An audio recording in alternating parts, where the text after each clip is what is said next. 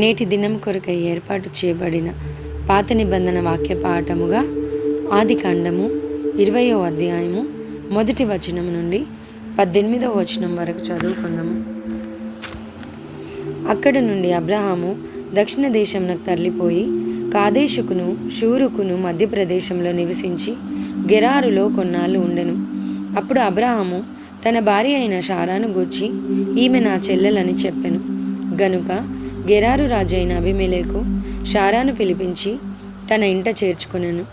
అయినను రాత్రివేళ దేవుడు స్వప్నమందు అబీమెలెకు నొద్దకు వచ్చి, నీవు నీ ఇంట చేర్చుకొనిన స్త్రీ ఒక పురుషునికి భార్య గనుక ఆమె నిమిత్తము నీవు చచ్చిన వాడవు సుమి అని చెప్పెను. అయితే అబీమెలెకు ఆమెతో పోలేదు. గనుక అతడు, ప్రభువా, ఇట్టి నీతిగల జనమును హతము చేయుదువా? ఈమె నా చెల్లెలని అతడు నాతో చెప్పలేదా? మరియు ఆమె కూడా అతడు నా అన్న అనెను. నేను చేతులతో ఏ దోషము చేయక యథార్థ హృదయంతో ఈ పని చేసితినెను.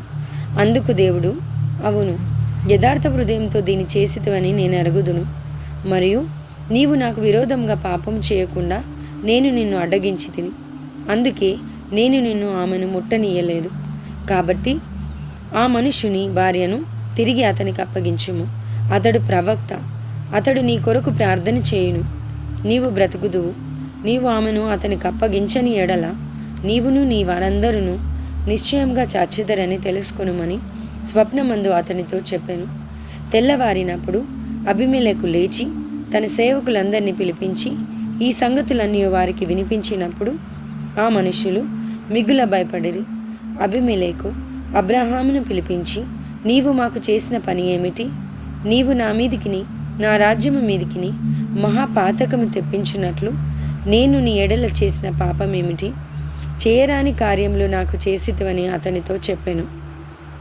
మరియు అబీమెలెకు, నీవేమి చూచి ఈ కార్యం చేసితివని అబ్రహామును అడగగా, అబ్రహాము, ఈ స్థలమందు దేవుని భయం ఏమాత్రమును లేదు గనుక నా భార్య నిమిత్తము నన్ను చంపుదురనుకొని చేసి తిని.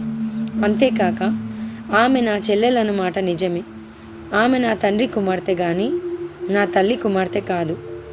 ఆమె నాకు భార్య అయినది. దేవుడు నన్ను నా తండ్రి ఇల్లు విడిచి దేశాంతరం పోవునట్లు చేసినప్పుడు నేను ఆమెను చూచి, మనము పో ప్రతి స్థలమందు ఇతడు నా సహోదరుడని నన్ను గూర్చి చెప్పుము. నీవు నాకు చేయవలసిన ఉపకారం మిదే అని చెప్పి తినను. అబీమెలెకు గొర్రెలను గొడ్లను దాసదాసి జనులను రప్పించి అబ్రహాముకిచ్చి అతని భార్య అయిన శారాను అతనికి తిరిగి అప్పగించెను. అప్పుడు అబీమెలెకు, ఇదిగో నా దేశము నీ ఎదుటనున్నది, నీకిష్టమైన స్థలమందు కాపురం ఉండుమనెను. మరియు అతడు శారాతో, ఇదిగో నీ అన్నకు నేను 1000 రూపాయలు ఇచ్చి ఉన్నాను. ఇది నీ వద్దనున్న వారందరి దృష్టికి ప్రాయశ్చిత్తముగా నుండుటకై ఇది నీ పక్షంగా ఇచ్చి ఉన్నాను.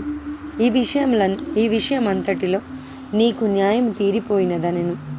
అబ్రహాము దేవుని ప్రార్థింపగా దేవుడు అబీమెలెకును అతని భార్యను అతని దాసీలను బాగు చేసెను. వారు పిల్లలు కనిరి.